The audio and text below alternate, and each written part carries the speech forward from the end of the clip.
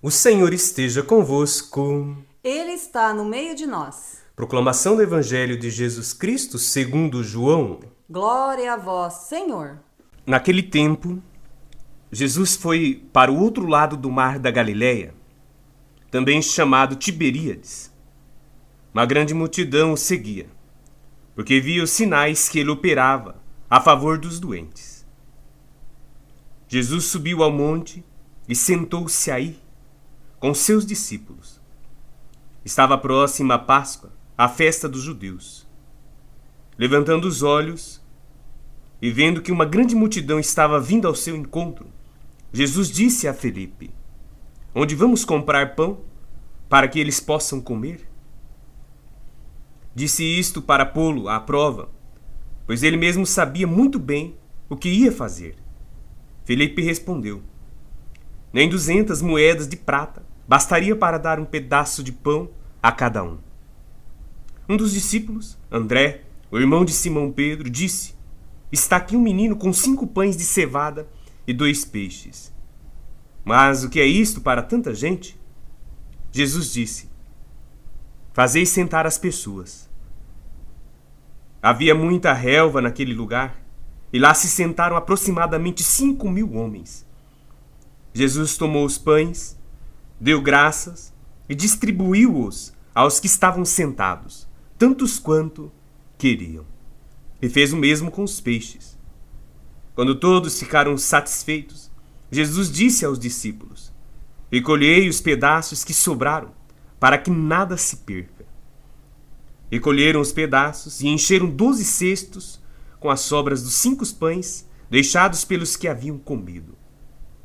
Vendo o sinal que Jesus tinha realizado, aqueles homens exclamavam: "Esse é verdadeiramente o profeta, aquele que deve vir ao mundo." Mas quando notou que estavam querendo levá-lo para proclamá-lo rei, Jesus retirou-se de novo sozinho para o monte. Palavra da salvação. Glória a vós, Senhor. Olá, meu irmão, minha irmã. Grata alegria de poder partilhar convosco esse evangelho de hoje. Por sinal, belíssimo evangelho, tão conhecido por nós, da multiplicações dos pães.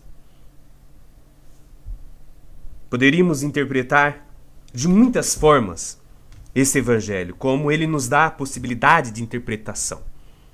Não se tira, em hipótese alguma, o mérito da multiplicação pela própria multiplicação dos pães. Jesus, de fato, multiplicou os pães e os peixes. Mas tem algo que está além da multiplicação. Eu colocaria 2 pontos que estão muito além. O primeiro, Jesus, que quer, através do pão, mostrar ser o pão da vida eterna. É o pão que nos sacia. Como Jesus, que partilhou com os discípulos o pão, que depois se torna para nós o seu corpo, o vinho que se torna o seu sangue.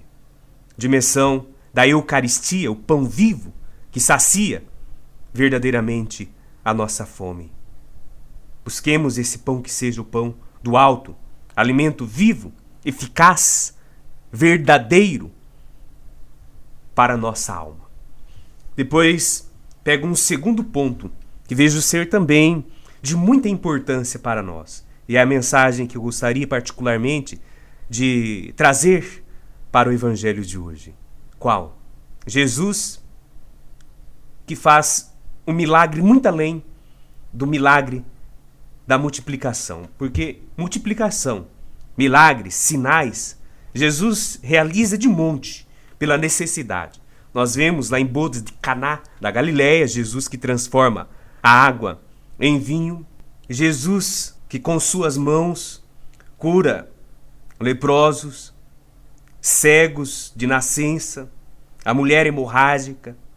Jesus que ressuscita Lázaro, aquele jovem filho da viúva de Naim, a Talita, aquela menina.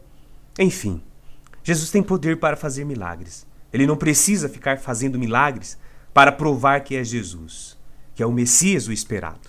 Mas nesse momento, para mim algo está em jogo. Jesus não quer mais realizar com suas próprias mãos os milagres. O verdadeiro milagre deve partir de cada um que tem fé nele, particularmente cada um que é seguidor do projeto instaurado por ele, amando do Pai. Jesus faz um verdadeiro milagre. Traz a ele pães e peixes. Jesus faz com que esses pães e esses peixes se multiplicam, porque saem das sacolas, das suas aljavas, saem dos embornás que eles tinham naquele momento. Com certeza, quando saíam, como hoje nós saímos, damos sempre um jeitinho de levar um pão, uma bolacha, um suco, um café. Nunca vamos com as mãos vazias. E o verdadeiro milagre de Jesus está aí. O judeu, nesse momento, que tinha uma visão de que aquilo que era dele e não se dava possibilidade de partilhar ao outro, Jesus faz com que eles, ao se sentarem, partilhem. E partilharam. Cada um colocou em comum aquilo que tinha. Por sinal, é esta a grande mensagem para nós do livro dos Atos dos Apóstolos, que vem relatar que colocavam tudo em comum aos pés dos apóstolos e da primeira comunidade. Nós somos convidados também à partilha. Se partilharmos, meu irmão, o que temos, ou se o mundo começar a partilhar, vai sobrar. Ninguém vai passar fome. Não existirá certamente mais pobre no mundo. Todos, com a partilha e as divisões de bens, passariam a ser consideravelmente ricos. Porque o mundo, se pegarmos o Brasil, ele tem muito. Apenas poucos que são capazes de partilhar o muito que tem. É hoje um convite extraordinário de Jesus, que não quer mais, com suas mãos, multiplicar, realizar prodígios e milagres, mas quer tocar o nosso coração. Tocou o coração do judeu, que possa ele tocar também o coração da humanidade, de cada um de nós, para a partilha, para a fraternidade, e colocarmos tudo em comum. Irão sobrar cestos de pães, que darão certamente para comer no dia de amanhã. E entre nós, ou melhor, no nosso meio, certamente não haverá mais fome, muito menos pobreza. Apenas com esse ideal, queremos chegar verdadeiramente àquilo que o Mestre nos pede, a verdadeira partilha. O Senhor esteja convosco.